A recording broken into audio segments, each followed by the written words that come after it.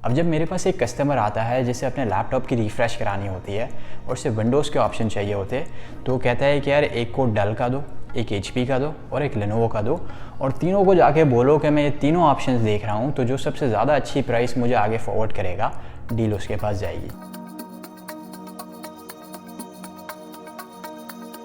Hey everyone, we're back with episode 3 of our sales series, The Power of Branding a Product. जैसा कि हमें मालूम है कि मार्केटिंग के 4 P's होते हैं: product, price, place and promotion. Product आपका प्रोडक्ट में जाएगा और ब्रांडिंग आपका प्रमोशन में फॉल करेगा।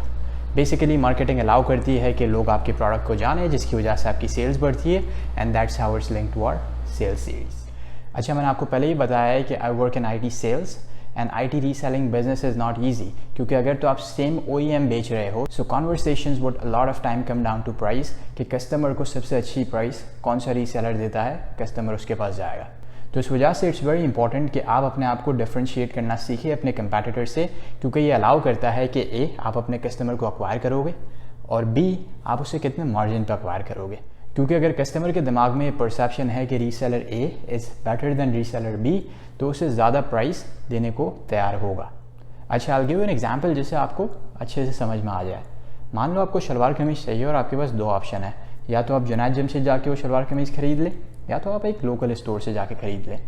आपको मालूम है कि जे डॉट की प्राइसेस ज़्यादा होंगी और वो आपसे बार्गेन भी नहीं करेंगे। और मान लेते हैं कि अगर आपको वो एग्जैक्टली सेम चीज़ एक लोकल स्टोर पे उसी टाइप की क्वालिटी, उसी टाइप की स्टिचिंग पे मिल गई, शायद वहाँ पे प्राइसिंग कम हो, और अगर कम ना हो तो एटलीस्ट वो बार्गेनिंग कर लेंगे। अब ऐसा इसलिए होता है क्योंकि जे डॉट ने अपने आप को ब्रांड ऐसे किया हुआ है कि हम जे डॉट है, हम नाम का प्रीमियम चार्ज करते हैं। अच्छा, अब ये तो कपड़ों की मिसाल हो गई जो कि 5, 10, 15, 20 हज़ार के ज़्यादा में ज़्यादा हो गए, but how about IT gear जो कि लाखों या इवन करोड़ों में चला जाता है, तो वहाँ तो कस्टमर और भी ज़्यादा प्राइस सेंसिटिव होगा।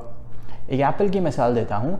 1995 में एप्पल ने अपना personal PC Mac operating software पर लॉन्च किया, जिसकी प्राइस अप्रॉक्सीमेटली $1000 थी।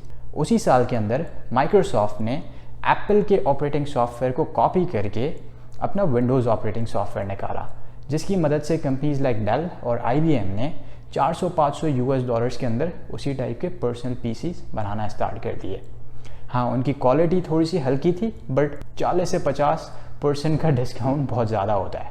इस वजह से बहुत सारे जो कस्टमर्स थे वो एप्पल को छोड़ के विंडोज़ की तरफ अट्रैक्ट हो गए। 1995 के एंड में एप्पल का प्रॉफिट $460 मिलियन था, जो कि 1996 के Q1 के एंड तक 69 मिलियन लॉस में चला गया।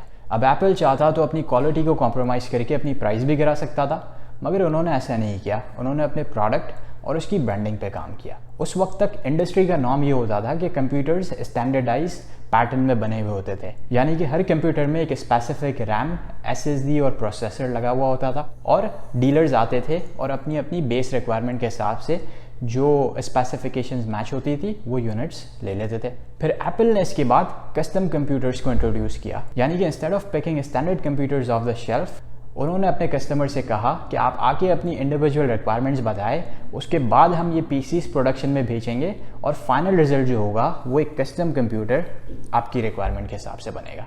अब जहाँ कस्टम कंप्यूटर सिनेरियो में आए तो ऑब्वियसली हाई प्राइस तो जस्टिफाई हो गई, और एप्पल यहाँ पे ही नहीं रुका, उन्होंने अपने कस्टम पार्ट्स भी बनाना स्टार्ट कर दिए जो कि ईजिली कॉपी ना हो सके। एक मिसाल देता हूँ, more recently Apple Intel processor chip से हट के M1 चिप्स की तरफ जा रहा है।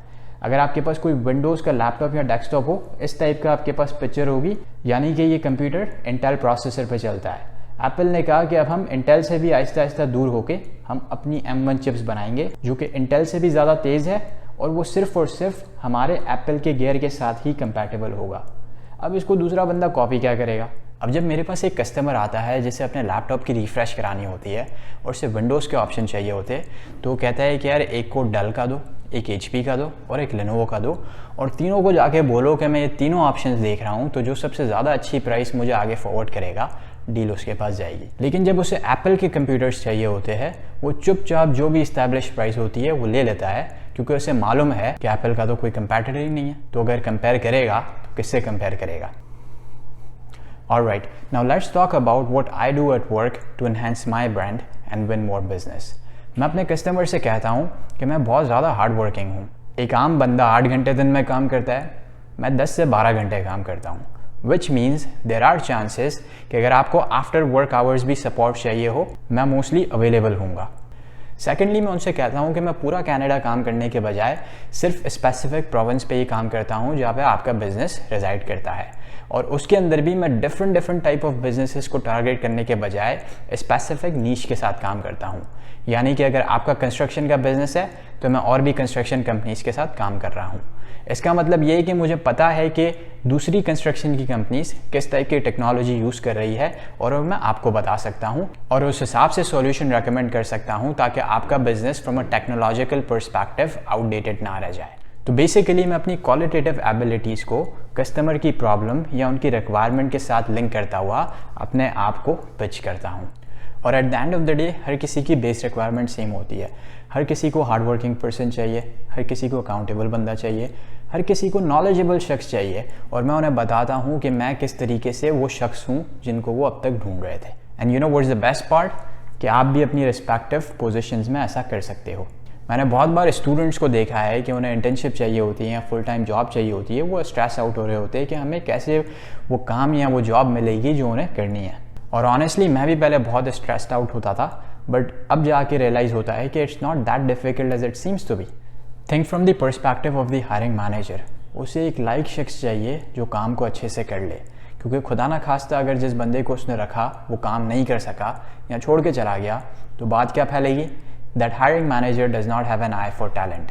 तो आपने उन्हें कन्वे करना आना चाहिए कि आप वो शख्स है जिसे वो ढूंढ रहा है, और बाकी लोगों को छोड़ के वो आप पे बैट लगाए। मे बी आपकी यूनिवर्सिटी में बहुत अच्छे ग्रेड आए और आप उसको लेवरेज कर सकते हो, क्योंकि good grades in university show कि आप बहुत ज़्यादा हार्ड वर्किंग हो, आप फास्ट लर्नर हो, आप प्रेशर को एब्जॉर्ब कर सकते हो, and so on and so fourth. और इवन आप उस हायरिंग मैनेजर के पास जाके उनसे बात करके उन्हें बता सकते हो कि आप उस कंपनी या उस जॉब के बारे में क्यों पैशनेट हो, और महज आपके लिए वो ये जॉब नहीं है बट एक करियर अपॉर्चुनिटी है। बहरहाल, how ever the way you do it, एक बात हमेशा याद रखना कि अपॉर्चुनिटी मिलना does not mean the task is accomplished.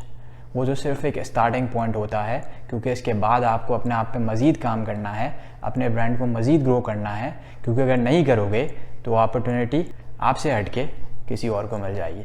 चलिए जी, आपके वक्त का बहुत बहुत शुक्रिया, अपना ख्याल रखिएगा, सी यू सून।